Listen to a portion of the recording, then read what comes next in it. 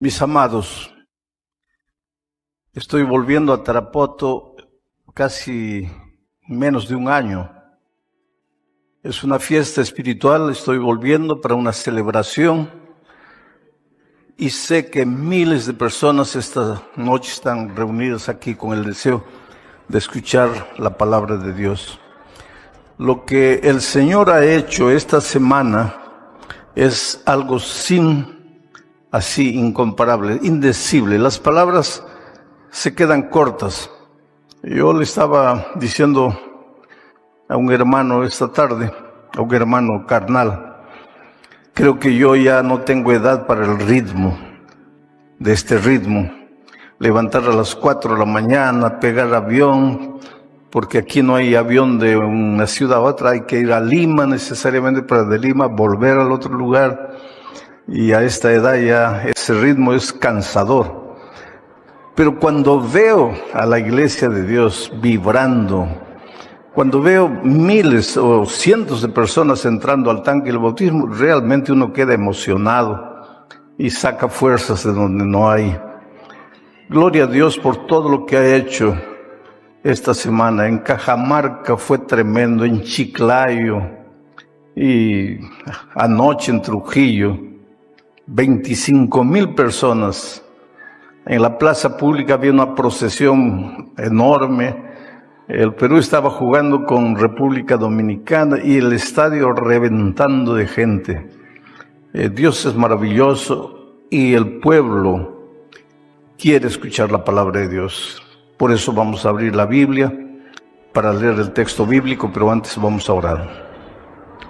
Amado Padre que estás en los cielos, Señor, gracias, gracias, gracias. En esta noche tibia de Tarapoto, que la brisa de tu Espíritu Santo sople, Señor, y nos refrigere, nos refresque y nos prepare para recibir tu palabra. Esta noche todos estamos deseosos de aprender de ti, pero de esta noche también cada uno trae su lucha, su problema, su drama. Lo maravilloso de todo es que tú no ves a una multitud reunida. Tú ves individualmente a cada hijo, a cada hija, y te compadeces, porque eres Padre de misericordia. Desde el cielo contemplas nuestro peregrinaje en esta tierra de miseria, de dolor, de violencia, de desempleo, de hambre, de explotación, de injusticia. Desde el cielo contemplan tus ángeles a este mundo que sufre dolores de parto. Estamos caminando el peregrinaje de esta tierra rumbo a nuestro hogar celestial. Pero mientras ese día no llega, a veces hay lágrimas, hay enfermedad, hay muerte, hay hogares divididos, hay niños que sufren. Por favor, Señor, extiende tu brazo poderoso en dirección de cada persona esta noche y responde su oración, su clamor. Y ábrenos los ojos ahora, los ojos espirituales, para comprender tu palabra en el nombre de Jesucristo. Amén. Muy bien, queridos, vamos a abrir la Biblia en el libro de Ruth. Voy a pedir que coloquen ahí, Ruth capítulo 1, versículos 15 y 16. Está en la tela, quiero que ustedes lean. Y últimamente siempre pido que coloquen el texto bíblico en la tela, porque los predicadores no venimos a predicar lo que queremos, o lo que la iglesia nos pide que prediquemos. Nuestra primera lealtad es para con Dios. Venimos a predicar lo que la palabra de Dios dice. Yo tenía un grande profesor de predicación que un día me dijo: Alejandro, nosotros los predicadores somos esclavos de la palabra de Dios. No tenemos libertad para predicar lo que queremos, tenemos que sujetarnos a lo que Dios dice. Y miren lo que Dios dice. Solo que antes de leer el texto, Voy a pedir que saquen el texto de la pantalla porque quiero contarles un poquito el contexto de la historia para que ustedes entiendan de lo que se va a tratar el texto. Había un hombre llamado Elimelec y su esposa se llamaba Noemí. Y hubo hambruna en la tierra donde ellos vivían. Y cuando hay hambre, la gente emigra a otro país, a otro lugar donde pueda vivir mejor. Hubo un tiempo en el pasado que muchos peruanos emigraron a Venezuela y emigraron a otros países. Hoy muchos venezolanos emigran al Perú y emigran a otros países. En Europa, muchos de los países en crisis, sus habitantes emigran a los países europeos. Yo estuve hace 2 años en Ucrania, llegué a Brasil y 2 días después empezó la guerra y mucha gente emigró, salió de Ucrania buscando un mejor lugar para vivir. Entonces podemos entender a Elimelec y a Noemí, su esposa, cuando salieron de su tierra, porque no es fácil salir de la tierra, dejar sus raíces. El otro día estábamos escuchando una música en la emisora y se llama Perú, una música que ustedes conocen, y cuando la selección juega ustedes cantan entusiasmados, y se llama Perú. Y la persona que estaba a mi lado me preguntó, cuando se escucha esta música, uno se siente peruano.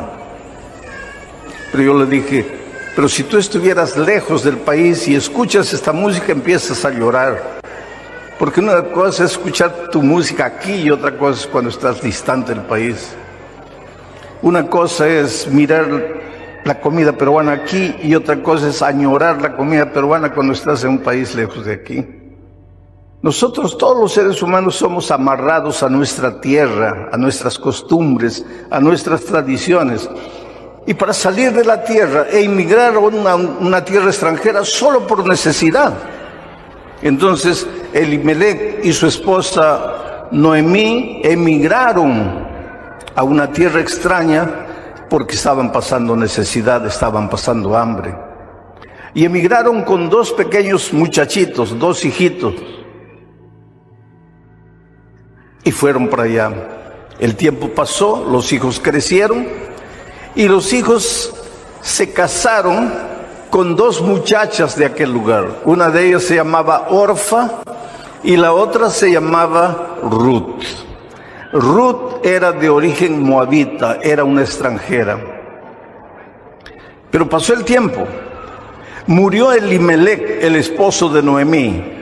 Ella se quedó viuda con 2 hijos y con 2 nueras. Pero uno de los hijos murió y después murió el otro hijo.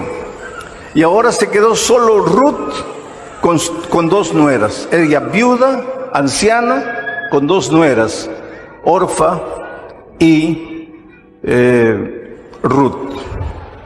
A esas alturas del tiempo ya la situación había mejorado en su tierra. Por otro lado, Noemí estaba viuda, con 2 nueras viudas. Entonces Noemí le dijo a ellas, mejor volvamos a mi tierra, porque por lo menos allá está mi familia. Por lo menos allá podremos sobrevivir, ahora volvamos. Y volvieron. Y caminaron hasta llegar a la salida de la ciudad. Era una parte alta así. Y ahí Noemí miró a las 2 muchachas, sus nueras, y les dijo, miren, ¿qué van a hacer ustedes en mi tierra? Una tierra extraña para ustedes. Mejor yo me voy sola. Vuélvanse a su tierra. Vuélvanse a sus padres. ¿Qué voy a hacer yo sola por ustedes? Orfa, una de las nueras, le dijo, suegra, gracias. Se abrazaron y Orfa regresó. Entonces, aquí viene el texto. Voy a pedir que coloquen el texto ahora sí, y ahora ustedes van a entender el texto. Mira lo que dice. Y Noemí dijo, ¿a quién? A Ruth: he aquí tu cuñada Orfa se ha vuelto a su pueblo y a sus dioses, vuélvete tú tras ella. Voy a analizar esta primera parte, versículo 15. He aquí tu cuñada ha regresado a sus dioses, a su pasado. Tú también vuélvete. Tú sabes que hay mucha gente que vive añorando el pasado. El pueblo de Israel era típico en eso. Israel había sido libertado de Egipto y estaba caminando rumbo a la tierra de la libertad, pero estaba peregrinando por el desierto, y cuando había una pequeña tormenta ya comenzaba a reclamar: Moisés, ¿para qué nos sacaste de Egipto? En Egipto éramos esclavos, pero por lo menos teníamos agua. Aquí nos has traído al desierto, tenemos libertad, pero vamos a morir de sed. Y Dios les sacaba agua de la roca. Ahí faltaba comida. Moisés, en Egipto éramos esclavos, pero por lo menos teníamos comida. Nos has traído para la tierra de la libertad, pero vamos a morir de hambre. Y Dios les hacía caer maná del cielo. Ahí reclamaban: Moisés, estamos comiendo solo maná, maná, maná. En Egipto por lo menos teníamos otras comidas. Nos has traído a la tierra de libertad y nos das solo maná, maná, maná. Y Dios les mandaba codornices, y un día les mandó tantas codornices que dice que ellos comían codorniz hasta que se les salía por la nariz. ¿Por qué que el pueblo de Dios? Porque hoy día no somos nosotros, somos Israel, caminando en el desierto de esta vida, rumbo a nuestro hogar celestial. Pero constantemente estamos mirando para atrás, mirando para atrás, mirando para atrás. Porque para el cristiano no es fácil peregrinar en el desierto de esta vida. Muchas veces vas a perder el empleo, muchas veces vas a ser criticado, vas a ser juzgado, muchas veces tus mejores amigos te van a volver las espaldas, muchas veces te van a hacer sentir ridículo porque crees en la Biblia, porque quieres seguir a Jesús. Y en esos momentos inmediatamente, mejor me vuelvo. Y tal vez esta noche tengo la seguridad que más de uno aquí, o más de uno de los que me está oyendo en la radio, se ha vuelto para atrás, como Orfa, ha abandonado el camino, ha regresado a sus costumbres, está adorando a sus dioses. Y cuando digo dioses no me refiero a ídolos, a sus dioses, a los dioses de la carne, a los placeres. Han vuelto al cigarro, a la bebida, a las drogas, a la promiscuidad. No han sido capaces de mantenerse fieles en el camino hacia Canaán celestial. El ser humano siempre se está volviendo. Entonces, aquí encontramos en este texto un retrato de lo que nos sucede a nosotros. Voy a volver al texto ahora, al versículo 15. Por favor, regresen. Dice así: y Noemí dijo a Ruth: he aquí tu cuñada Orfa se ha vuelto a su pueblo y a sus dioses. Vuélvete tú tras ella. Ahora el versículo 16 dice: respondió Ruth. Esa frase me impresiona. Y voy a pedir que saquen el texto por un momento. Y respondió Ruth. Tú sabes que tu vida diaria es una respuesta. Tú sabes que mientras vivamos en este mundo tenemos que responder. Porque hay muchas voces. En realidad hay dos voces. La voz de Dios que te llama, la voz de Dios que te invita, pero la voz del diablo disfrazado de muchas voces que también te llaman, te seducen, te ofrecen el mundo, te ofrecen placeres, te ofrecen maravillas. La voz de Dios te ofrece una cruz. Toma tu cruz y sígueme. Entre tantos placeres que el mundo te puede ofrecer y la cruz, muchos prefieren obedecer la voz del enemigo. Pero tienes que tomar una decisión, tienes que responder. Y cuando Noemí le dijo a Ruth, tu cuñada ya ha regresado, vuelve tú también, Ruth respondió. ¿Y qué es lo que respondió? Volvamos al texto. Dice, Ruth respondió, no me ruegues que te deje y me aparte de ti. No me dejes, no me pidas, no me ruegues que te deje y me aparte de ti. Voy a parar ahí para comentar. La respuesta de Ruth fue, no me pidas que te deje y me aparte de ti. Ruth le estaba respondiendo a Noemí, no me pidas que te deje y me aparte de ti. Pero yo voy a tomar las palabras de Ruth y las voy a colocar en tu boca y en la mía, dirigiéndonos a Dios. ¿Quiere decir que Dios nos ruega que nos vayamos? ¿Nos pide que le dejemos? No. Dios nos da libertad. Dios podría habernos creado como robots programados para obedecer. Máquinas listas para obedecer, pero no. Dios nos creó seres libres.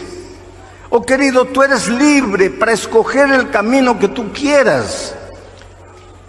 Yo escucho muchas veces últimamente predicar un evangelio extraño. Ya han escuchado decir que Dios es amor, Dios es misericordia, y como Dios es una fuente de amor inagotable, cuando Cristo venga nadie se va a perder, todos se van a salvar, porque Dios es amor. Dios sería incapaz de quitar la vida, de destruir a sus hijos, a quienes Él creó. Entonces no te preocupes, acepta la gracia de Cristo, que todos se van a salvar. Ese es un evangelio extraño. Eso no está en la palabra de Dios. San Juan 3:16 dice, porque de tal manera amó Dios al mundo, a todos, para que todo aquel que en Él cree no se pierda. Dios ama a todos, al mundo. Dios ama a los incrédulos, a los ateos. Dios ama a los perdidos, a los perversos, a los malvados. Dios ama al mundo. Pero solo se van a salvar los que crean en Él. No todos. Pero ¿cómo Dios, siendo un Dios de amor, va a permitir que alguien se pierda? No, Dios no permite. Dios te ha dado libertad. Por eso digo que esta noche voy a poner en tus labios las palabras de Ruth a Noemí, como si fueran palabras tuyas a Dios, diciéndole, Señor, tú me has creado con libertad. Yo puedo irme a donde quiera, pero por favor, yo no puedo irme, yo no puedo dejarte, yo no puedo abandonarte, yo no puedo apartarme de ti. ¿Y por qué? Por una simple razón. Aquí está Dios, y aquí está el territorio de la bendición, el territorio del amor, el territorio de la vida abundante.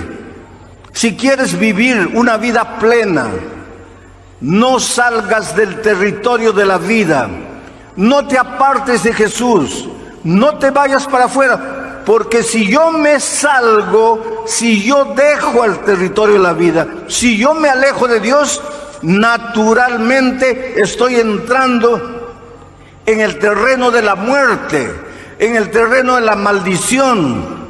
Aquí hay dolor, aquí hay sufrimiento. Pero pastor, yo estoy en Cristo y también sufro. Claro, porque estamos peregrinando en esta tierra maldita por el pecado. Claro que aunque estés en Cristo, vas a sufrir. Solo que cuando estás lejos de Jesús, sufres y el sufrimiento te acaba, te destruye, maldices y te quitas la vida. Pero cuando estás en Cristo, el dolor puede llegar, puedes llorar, puedes sufrir, pero estás en Cristo y Él finalmente te consuela y te restaura y te levanta. Por eso es que la vida cristiana es relacionamiento con Dios, es buscar todo día a Dios, es caminar con Dios. Analiza las palabras de Ruth nuevamente en el texto bíblico. Volvamos al texto. Respondió Ruth: no me ruegues que te deje y me aparte de ti, porque a donde quiera que tú fueres, iré yo, y donde quiera que vivieres, viviré. Voy a quedarme en esa parte. A donde quiera que tú fueres, yo iré. Donde quiera que tú vivieres, yo viviré. Voy a colocar nuevamente las palabras de Ruth en tu boca, para que le digas al Señor Jesús: Señor, yo no tengo otro camino. Puede haber miles de caminos, pero para mí solo existe un camino. Yo te voy a seguir.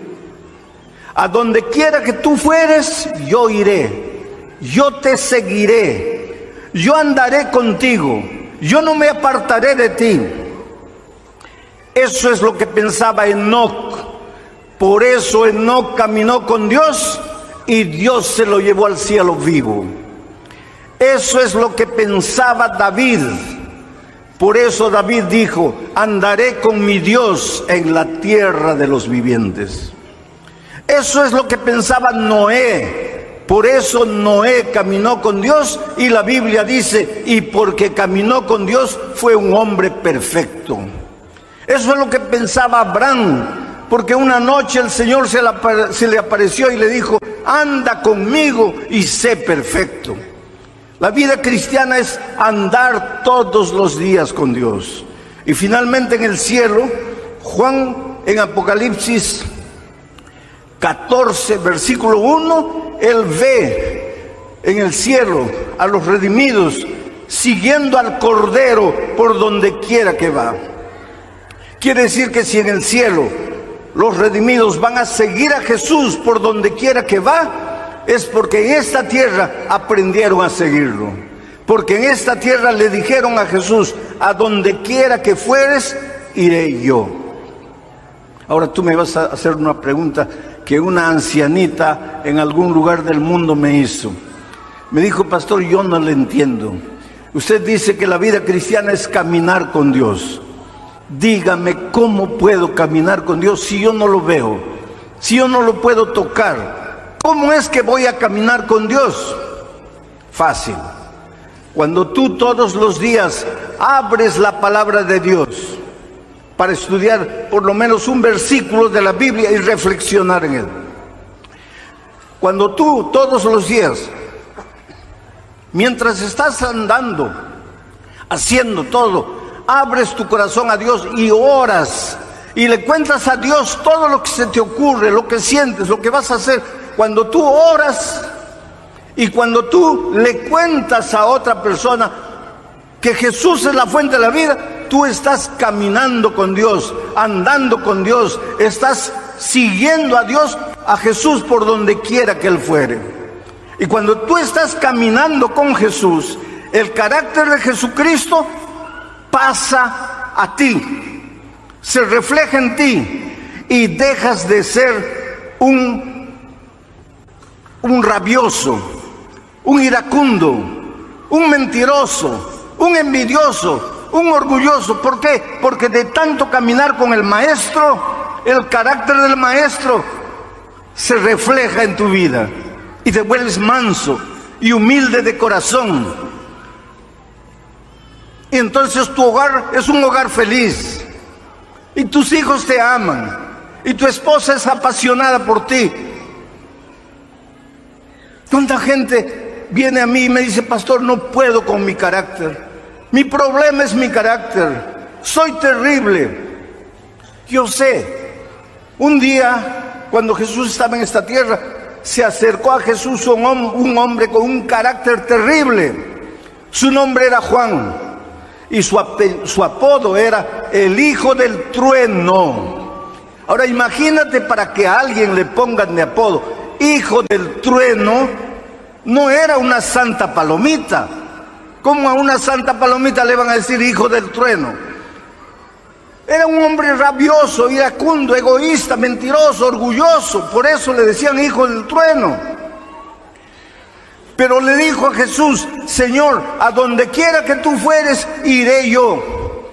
Y siguió a Jesús y caminó con Jesús. Y el carácter de Jesús se reflejó en él. Y cuando estaba viejito ya en la isla de Patmos, ya no le decían el hijo del trueno, le decían el discípulo del amor. Mira la transformación.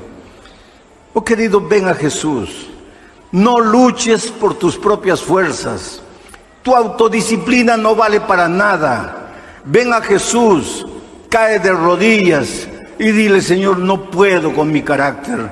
Señor, estoy amarrado a un vicio, no me puedo libertar, no tengo fuerzas. Oh Señor, soy tímido, no tengo éxito en la vida porque soy tímido, tengo miedo de todo. Ven a Jesús, confíale tu vida, entrégale tu corazón, deja que Él haga por ti lo que tú no puedes hacer por ti mismo. Y ahora entro a la parte final del versículo. Miren lo que dice. Respondió Ruth a Noemí: no me ruegues que te deje y me aparte de ti, porque a donde quiera que tú fueres, iré yo, y donde quiera que vivieres, viviré. Tu pueblo será mi pueblo, y tu Dios será mi Dios. Ruth era moabita, Noemí era israelita. Los moabitas adoraban a muchos dioses. Era una tribu, era un pueblo guerrero, sanguinario, perseguidor. El pueblo de Israel tenía muchos defectos, pero era el pueblo de Dios. Dios lo había sacado de la esclavitud de Egipto y lo estaba llevando hacia la tierra de Canaán. Dios era el único Dios del pueblo de Israel. Dios había establecido sus 10 eternos principios de su ley en tablas de piedra en el monte Sinaí. Cuando Ruth le estaba diciendo a Noemí: tu pueblo será tu pueblo, tu Dios será mi Dios, estaba tomando la decisión de unirse a la iglesia de Dios en esta tierra, para caminar con los hijos de Dios el peregrinaje de este mundo, para finalmente llegar a Canaán celestial. Pero ahora viene otro texto que quiero leer para que ustedes entiendan bien lo que quiere decir tu pueblo será mi pueblo, y para que ustedes entiendan lo que significa la iglesia en la vida del cristiano. Por favor, querido, no pienses que porque te bautizas y perteneces a una iglesia ya estás salvo. Nunca pienses eso. La iglesia no tiene poder para salvar a nadie. Solo Cristo y su gracia maravillosa salvan. Pero por favor, no me digas que estás salvo en Cristo si no estás en su iglesia. Y ese principio lo establece Pablo en la epístola a los Efesios. Voy a pedir que coloquen el texto. Capítulo 2, versículos 15 y 16. Dice, hablando del Señor Jesucristo, Pablo dice que Jesucristo aboliendo en su carne las enemistades, la ley de los mandamientos expresados en ordenanzas. No dice que Cristo abolió en su carne los 10 mandamientos de la ley de Dios. No dice. Dice, abolió en su carne los mandamientos expresados en ordenanzas. ¿Cuáles eran esos mandamientos expresados en ordenanzas? Todas las instrucciones relacionadas a los sacrificios de corderitos que simbolizaban a Jesús. ¿Y por qué Jesús abolió en su carne esos mandamientos de ordenanzas, de instrucciones, de sacrificios? Porque pues al venir Jesús y ser clavado en la cruz, ya no era necesario instrucciones con relación al sacrificio de corderitos, porque ya no teníamos que ofrecer sacrificio. Ahora Cristo, el Cordero de Dios, había sido sacrificado. Por eso Él abolió en su carne los mandamientos expresados en ordenanza. Sigo leyendo. ¿Y para qué todo eso? Para crear en sí, en Cristo, para crear en sí mismo de los dos un solo pueblo, un solo hombre, haciendo la paz. Sigue. Y mediante la cruz reconciliar con Dios a ambos en un solo cuerpo, matando en ella las enemistades. Quiere decir que cuando Ruth le dijo a Noemí, tu pueblo será mi pueblo, aunque Cristo no había muerto, ella se estaba proyectando al futuro, a la promesa de Dios, porque dice el texto bíblico que acabo de leer, que Jesucristo fue clavado en la cruz del Calvario para unir moabitas e israelitas, para que no hayan pueblos divididos, para que haya un solo pueblo espiritual, una sola iglesia. Pero esa iglesia es la iglesia de Dios en la medida que esa iglesia tenga a Cristo como el centro de su mensaje. Cristo la base, Cristo el principio, Cristo el medio y Cristo el fin. ¿Y por qué? Porque sin Cristo no somos nada, porque sin Jesús no podemos hacer nada. Pero con Cristo, oh querido, con Cristo la vida cambia. En Río de Janeiro, un millonario dueño de una red de tiendas de ropa fue secuestrado. Permaneció 2 meses secuestrado. Los secuestradores pedían $2 millones para devolverlo. La familia no podía reunir esa cantidad de dinero, inclusive porque los secuestradores querían $2 millones, pero en billetes de $20. ¿Dónde iban a encontrar eso? Entonces, como pasó un mes y la familia no podía juntar el dinero, ellos le cortaron una oreja y mandaron una oreja para los familiares.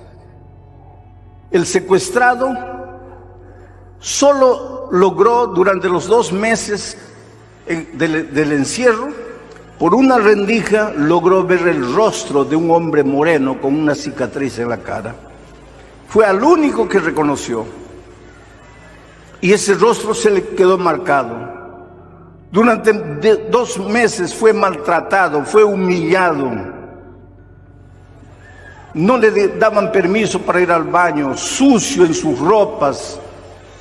Le daban pizza para comer en esa situación deplorable. Fue una situación terrible. Finalmente hicieron los arreglos, entregaron el dinero y él fue abandonado en una carretera solitaria. La policía vino, lo llevaron a un hospital, la familia lo abrazó, pero él nunca más volvió a ser el mismo. Taciturno, no sonreía, nunca quiso contar nada para la policía.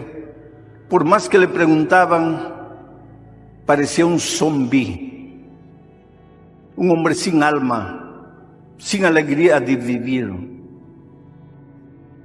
Después de unos meses en casa, comenzó a salir a la calle. Ya no le interesaban los negocios, la cadena de tiendas de ropa, nada. Los hijos cuidaban de todo. Pero él salía y desaparecía, nadie sabía. Aparecía a las 11 de la noche, a las 10 de la noche, volvía a la casa. ¿Dónde había andado? Nadie sabía. La esposa pagó un detective particular para seguirlo, para ver qué hacía, para ver a dónde iba. La esposa pensaba que él tenía otra mujer, pero no era verdad. El detective un día trajo el reporte y dijo, es un misterio, porque su esposo sale y camina por la calle mirando a todas las personas. Entra a los bares, se sienta, pide agua y se queda mirando a las personas. Después sale, entra un ómnibus Se sienta y observa a las personas, entra al tren, después se baja, solo anda y observa a las personas, pero no hace nada, no habla con nadie. ¿Qué misterio era ese? Él, lo único que recordaba era el rostro moreno con la cara cortada del único secuestrador que él logró ver, porque todos los otros estaban encapuchados. Un día, este hombre estaba a las 6 de la tarde, cuando la gente estaba saliendo del trabajo, parado en una esquina, en un bar, tomando agua, y de repente casi cae al suelo, porque ahí sentado en el bar, ve al moreno de la cara cortada. El corazón casi se le salió por la boca, pensó, me va a reconocer, y se escondió. Pero después lo empezó a seguir. El moreno tomó un ómnibus, él tomó el mismo ómnibus y fue atrás. Después de unas horas de viaje, el moreno saltó, él también saltó. Lo siguió. El moreno entró a una casa de 2 pisos de color amarillo y no salió.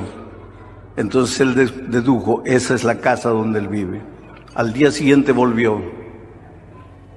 Había unos muchachitos jugando en la calle, se acercó a ellos, les dio dinero. Les dijo, ¿ustedes saben quién vive en esa casa? Y ellos le dieron el nombre.